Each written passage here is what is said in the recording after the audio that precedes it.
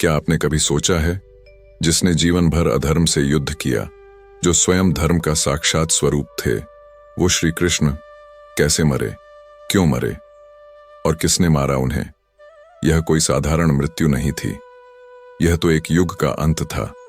धर्म और अधर्म के बीच की पतली रेखा, जो कृष्ण की बांसुरी से हर बार स्पष्ट होती थी, वो अचानक धुंधली क्यों हो गई? थोड़ा ठहरिए और सोचिए, क्या ये सिर्फ एक मृत्यु थी या कोई गहरा अज्ञात चक्र पूरा हुआ था? कथा शुरू होती है महाभारत के युद्ध के बाद, जहां जीतकर भी हर कोई हार गया था, और उसी हार की छाया में छुपा था वो श्राप, जो धीरे धीरे श्री कृष्ण को मृत्यु की ओर ले जा रहा था। गांधारी का श्राप, एक मां का टूटा हुआ हृदय। जब उसने देखा उसके 100 पुत्रों की लाशें, तो उसने अपनी आंखों की पट्टी हटाकर कृष्ण को देखा और बोली, तुम चाहते तो ये युद्ध रुक सकता था, लेकिन तुमने कुछ नहीं किया।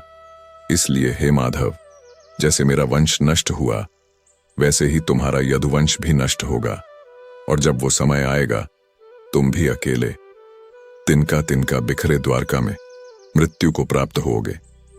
कभी आपने सोचा है, कृष्ण मौन क्यों हो गए उस समय?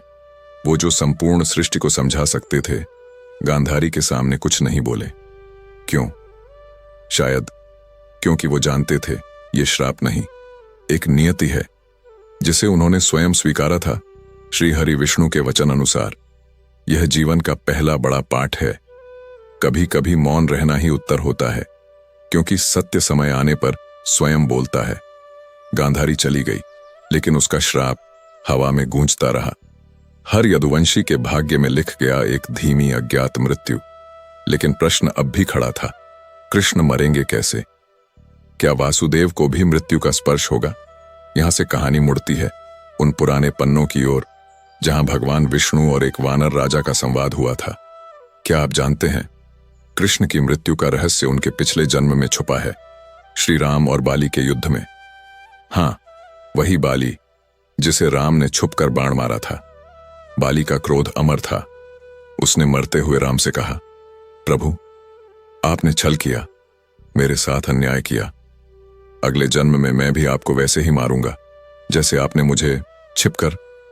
राम मुस्कुराए थे और कहा था, तथास्तु, जब समय आएगा तुम भी मुझे मारना, क्योंकि हर आत्मा को उसका कर्म लौट कर मिलता है। और वही बाली अगले जन्म में जरा नामक शिकारी बना, और उसने अपने अंतिम जन्म में श्री कृष्ण को तीर मारा। पर यह हम बाद में बताएंगे। पहले बात करते हैं उस मौन की, जो कृष्ण के भीतर गूंज रहा था। उन्होंने सब कुछ पहले से देखा था, श्राप, विनाश, द्वारका का अंत, अपनी मृत्यु। लेकिन फिर भी वो मुस्कुराए, क्योंकि कर्म उनका धर्म था। यह जीवन का दूसरा पाठ है। जब तुम्हें सब पता हो, फिर भी कर्म करते रहो, बिना भय, बिना मोह, बिना परिणाम की चिंता के। कभी आपने अनुभव किया है, जब सब कुछ आपके सामने टूट रहा हो, फिर भी आप शांत रहते हैं? कृष्ण की वो शांति वही थी। लेकिन यह शुरुआत थी। अभी यदुवंश का अंत बाकी था। कृष्ण का अकेलापन, जरा का प्रकट होना, योग माया का विदा लेना, और द्वारका का डूबना भी। यह सब होगा। लेकिन एक एक करके गांधारी के श्राप की गूंज जैसे जैसे समय बीतता गया, श्री कृष्ण के भीतर एक गहरा मौन और भी गहराता गया। वो जो पहले सबको राह दिखाते थे, अब स्वयं जीवन के अंतिम मोड़ पर खड़े थे, चुप, शांत, लेकिन भीतर से जागृत। यदुवंश, जिसे उन्होंने प्रेम, बल और नीति से गढ़ा था, अब उसी वंश में विष घुलने लगा था। कृष्ण जानते थे श्राप का समय निकट है। उन्होंने कुछ नहीं रोका, किसी को नहीं टोका, बस देखते रहे, जैसे कोई पिता अपने पुत्रों को आग से खेलते देखता है, लेकिन जानता है ये जलेंगे और यही उनका कर्म है। यदुवंशी राजकुमारों में घमंड पनपने लगा था। उन्होंने आर्षियों का अपमान किया, और वहां से शुरू हुआ विनाश का तांडव। आर्षियों ने कहा, जैसा बीज बोया है वैसा ही फल पाओगे, तुम्हारा विनाश निश्चित है। और फिर यदुवंश आपस में ही भिड़ गया। भाई भाई के विरुद्ध, पुत्र पिता के विरुद्ध, रक्त, शराब और अहंकार की नदी बह चली। श्री कृष्ण वो सब देख रहे थे, पर हस्तक्षेप नहीं किया। क्यों? कभी आपने सोचा है, जब एक चिकित्सक जानता है कि रोग लाइलाज है, तो वो केवल देखता है, प्रकृति को अपना कार्य करने देता है। कृष्ण जानते थे यह क्षय, यह विनाश किसी एक श्राप का नहीं बल्कि समय का न्याय बलौदार है। धीरे धीरे पूरा यदुवंश समाप्त हो गया। शेष बचे कुछ लोग जिन्हें न क्रोध ने निगला न तलवार ने छुआ। वो भी द्वारका छोड़कर चले गए। अब कृष्ण अकेले थे। सागर किनारे जहां कभी बच्चों की हंसी गूंजती थी, वहां अब सिर्फ लहरों की उदासी थी। उन्होंने अपना सिर एक वृक्ष के तने पर टिका दिया और गहरी दृष्टि से आकाश को देखने लगे। उस आकाश को जिससे कभी गीता उतरी थी, जहां से योगेश्वर ने संसार को धर्म सिखाया था। उन्हें मृत्यु का भय नहीं था, क्योंकि वो जानते थे मृत्यु एक द्वार है, अंत नहीं। और तभी दूर जंगल से एक तीर चला, एक शिकारी का तीर। जरा वही बाली जिसका प्रतिशोध अभी बाकी था। उसने कृष्ण के चरण को हिरण की आंख समझकर तीर चला दिया। कृष्ण मुस्कुराए। उन्होंने कहा, बाली, प्रतिशोध पूरा हुआ, अब तुम्हें भी मोक्ष मिलेगा और मैं भी लौट रहा हूं। कभी आपने सोचा है कोई अपने हत्यारे को आशीर्वाद कैसे दे सकता है? शायद वही कर सकता है जिसने मोह त्याग दिया हो, जिसे जीवन और मृत्यु दोनों से प्रेम हो। श्री कृष्ण ने जरा को क्षमा किया और कहा, तू साधारण नहीं, तू मेरी कथा का अंतिम पात्र है। तेरे बिना यह पूर्ण नहीं होती। और फिर उनकी आंखों से एक अंतिम अश्रु गिरा। वो अश्रु जिसमें एक युग का भार था, गीता का ज्ञान, राधा का प्रेम, अर्जुन का द्वंद्व और संपूर्ण मानवता का मोह। धरा ने वो अश्रु ग्रहण किया और जैसे ही वो बूंद मिट्टी में समाई, द्वारका डूबने लगी। श्री कृष्ण की आंखों से गिरा वो अंतिम अश्रु सिर्फ जल की एक बूंद नहीं था, वो था युगों का ज्ञान, प्रेम की पूर्णता और समय का अंतिम संकेत। जैसे ही वो अश्रु भूमि को छूता है, सागर अचानक बेचैन हो उठता है। लहरें उठने लगती हैं और द्वारका, वो स्वर्ण नगरी जिसे स्वयं श्री कृष्ण ने बसाया था, धीरे धीरे जल में विलीन होने लगती है। कोई युद्ध नहीं, कोई शोर नहीं, सिर्फ जल की गंभीरता और प्रकृति का मौन न्याय।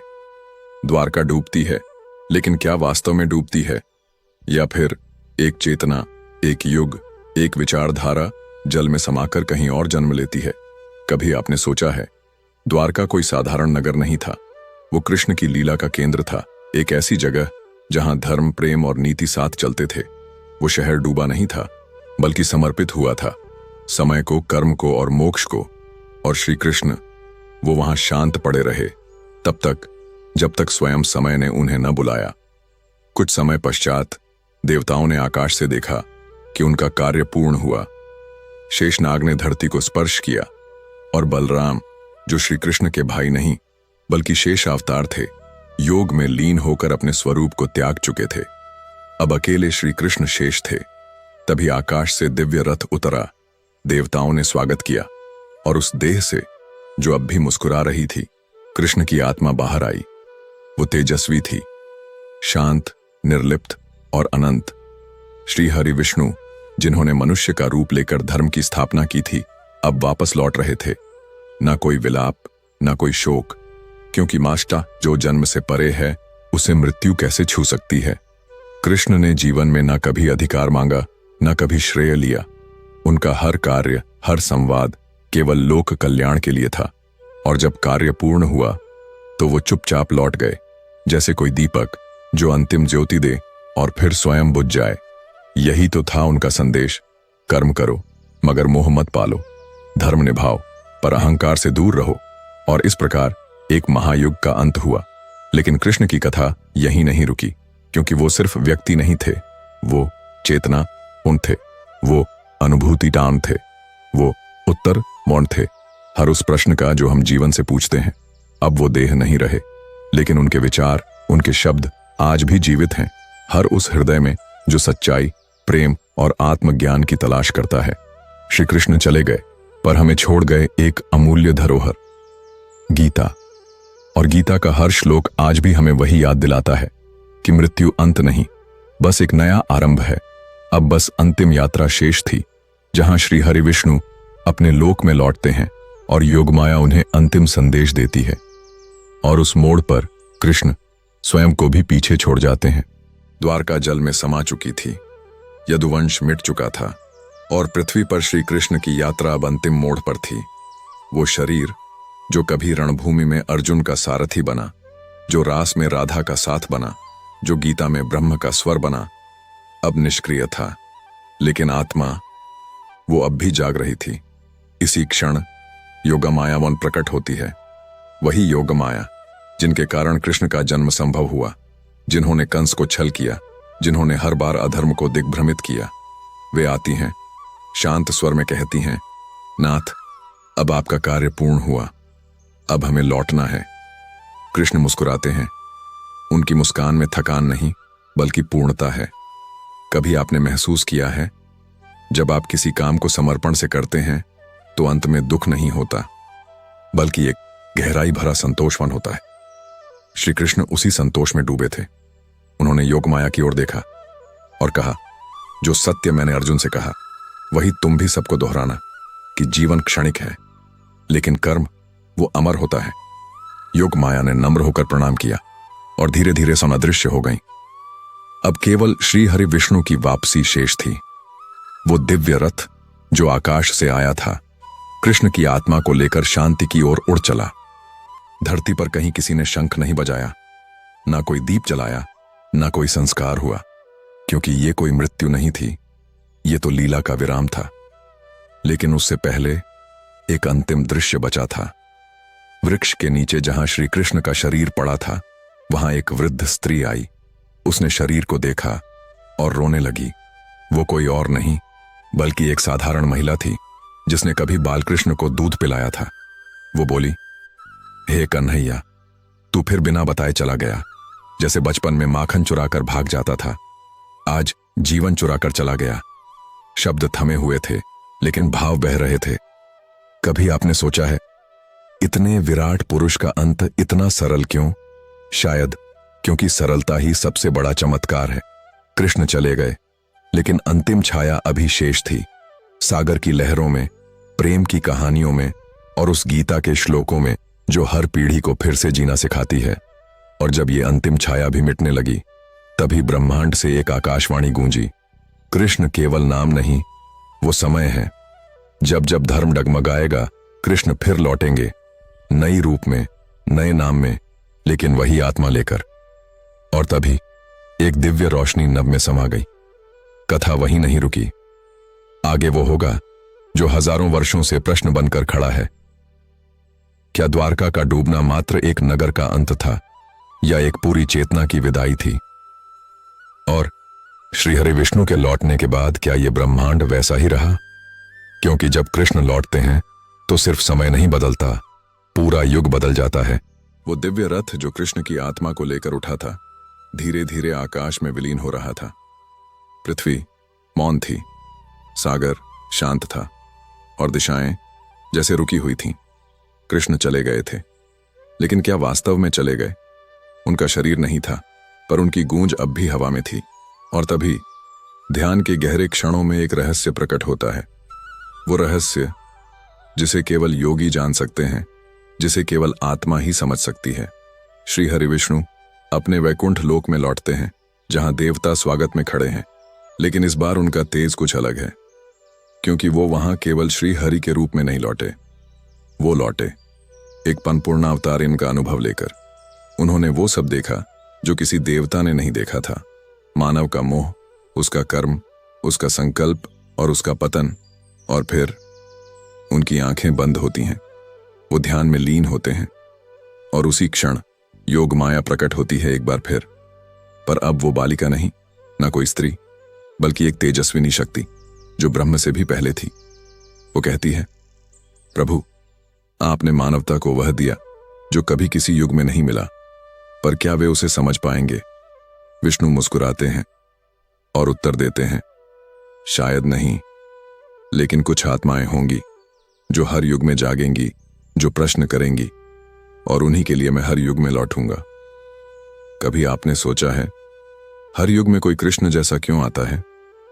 कभी किसी गुरु के रूप में, कभी किसी मित्र के, कभी किसी बच्चे के। क्योंकि कृष्ण केवल व्यक्ति नहीं है, वो एक चेतना है जो हर जागृत आत्मा में बसती है। उधर पृथ्वी पर द्वारका पूरी तरह जल में समा चुकी थी, लेकिन समुद्र की लहरों में कभी कभी वो दीवारें चमक उठती थीं, जैसे कोई कह रहा हो, हम अब भी हैं, स्मृति में, चेतना में और उस संगीत में जो बांसुरी से गूंजता था। और फिर कृष्ण का अंतिम संदेश धीरे धीरे विश्व में फैलने लगा।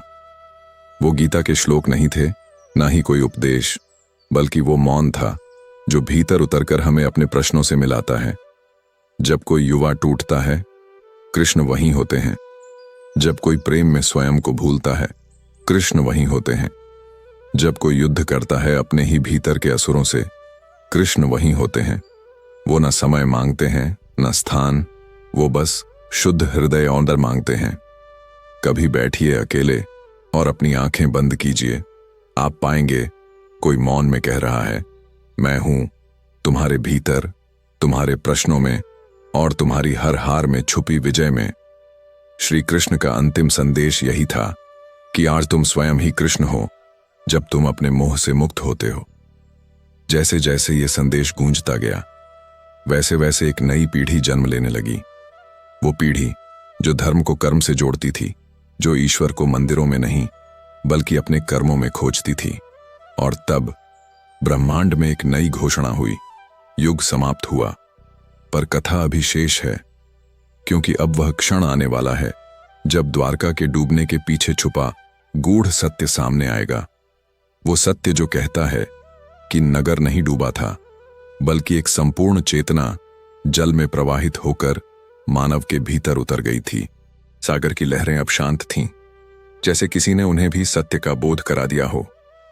द्वारका अब दृश्य से ओझल थी, पर उसकी आत्मा अब भी जीवित थी, क्योंकि द्वारका का डूबना सिर्फ एक नगर का अंत नहीं था, वो एक युग की चेतना का विसर्जन था, जो अब जल बनकर, ऊर्जा बनकर हर जीव के भीतर समा रही थी।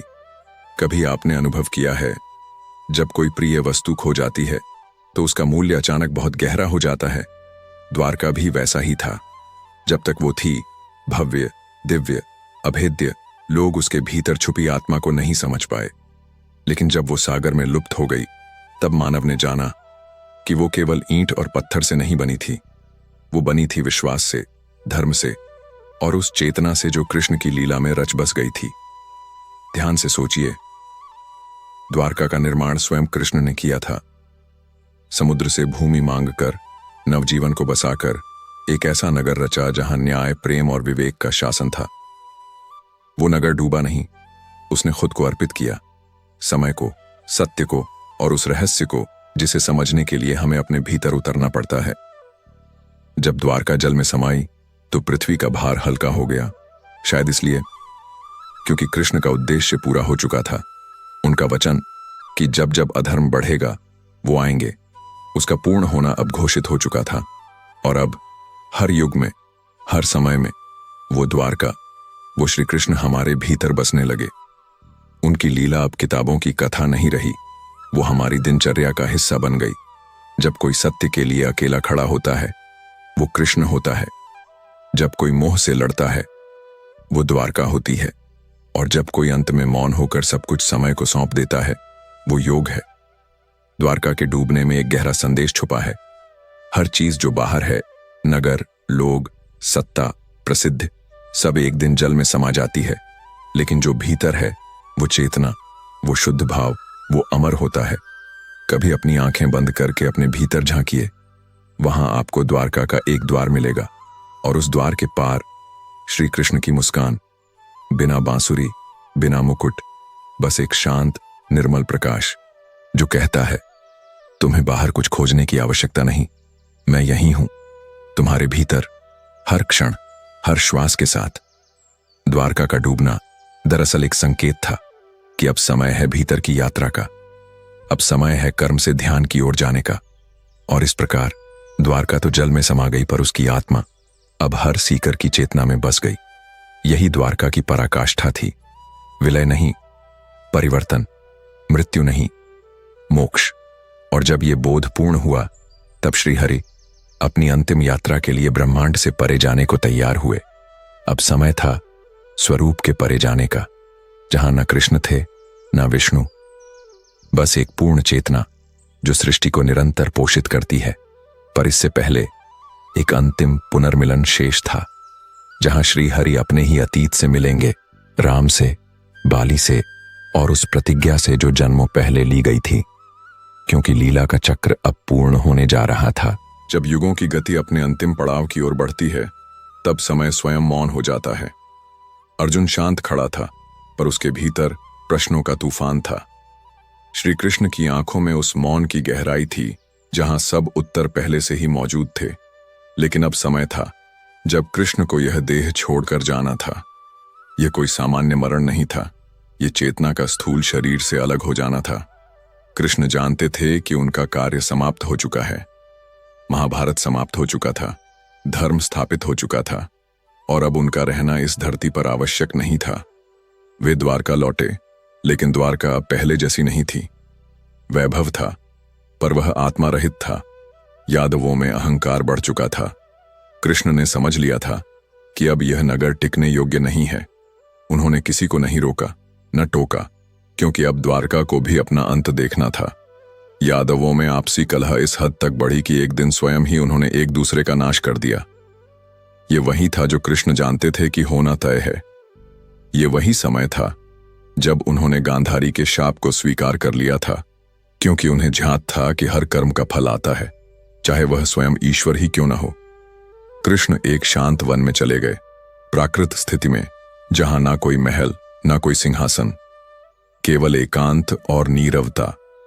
वहीं एक व्याध ने उन्हें भ्रमवश हिरण समझकर बाण मारा। वह व्याध सामान्य नहीं था। पूर्व जन्म में वह बाली था और श्री राम के हाथों मारा गया था। जीवन एक चक्र है, और यह चक्र हर आत्मा को उसकी स्थिति का बोध कराता है। कृष्ण मुस्कुराए। उनके होंठों पर शांति थी, जैसे किसी संत ने समाधि ली हो। वह बाण उन्हें मृत्यु नहीं दे रहा था, वह उन्हें इस लोक की यात्रा से मुक्ति दे रहा था। यह केवल शरीर का अंत था, आत्मा तो अमर थी, है और रहेगी। उस क्षण जब कृष्ण ने शरीर छोड़ा, धरती पर कुछ विशेष घटित हुआ। द्वारका, वह नगर जो स्वयं समुद्र की गोद में बसा था, वह धीरे धीरे जल में समाने लगा। समुद्र की लहरें जैसे कृष्ण के जाने का शोक मना रही थीं। कुछ लोग भागे, कुछ प्रार्थना करते रह गए, और कुछ ने उस डूबते नगर को अंतिम बार निहारा। लेकिन यह केवल एक शहर का डूबना नहीं था, यह चेतना के एक युग का अवसान था।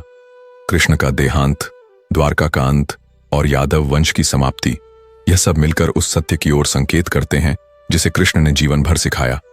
जो आया है वह जाएगा, जो जुड़ा है वह बिछड़ेगा, लेकिन जो आत्मा है वह न कभी मरती है, न जन्म लेती है। आज जब हम कृष्ण को याद करते हैं, तो केवल एक योद्धा, एक राजनीतिज्ञ, एक मित्र या एक देवता के रूप में नहीं, बल्कि एक पूर्ण चेतना के रूप में करते हैं। उनके जाने के बाद भी उनके शब्द, उनका प्रेम, उनकी गीता अमर है।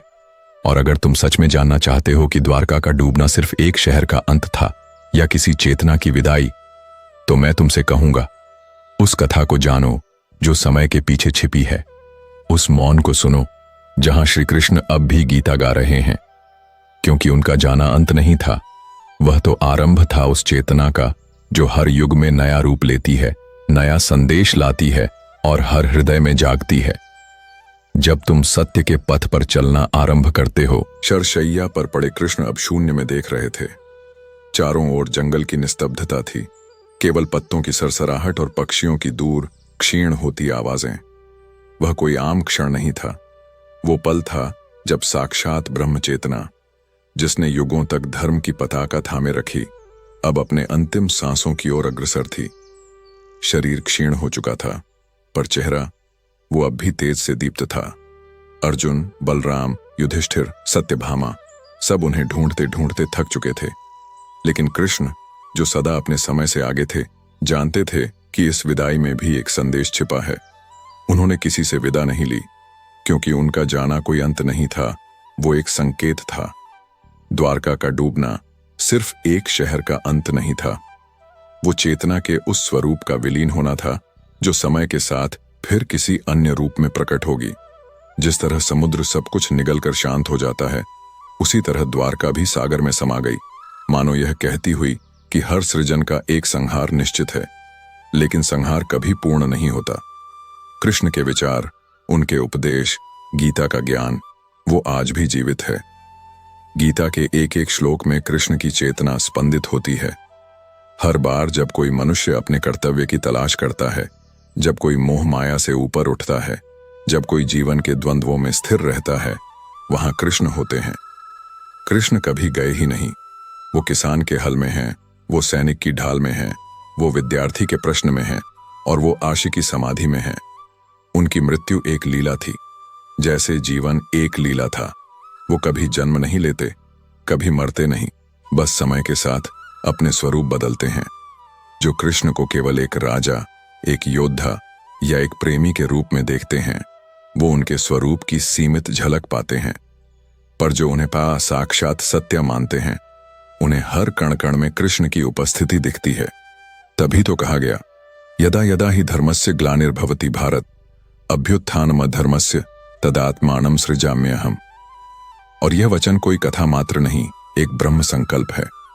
कृष्ण के शरीर का जाना केवल एक लीला का समापन था, लेकिन चेतना आज भी हर उस व्यक्ति में जीवित है जो अन्याय के सामने झुकता नहीं, जो अपने धर्म को समझता है और जो मोह को त्याग कर कर्म के पथ पर चलता है।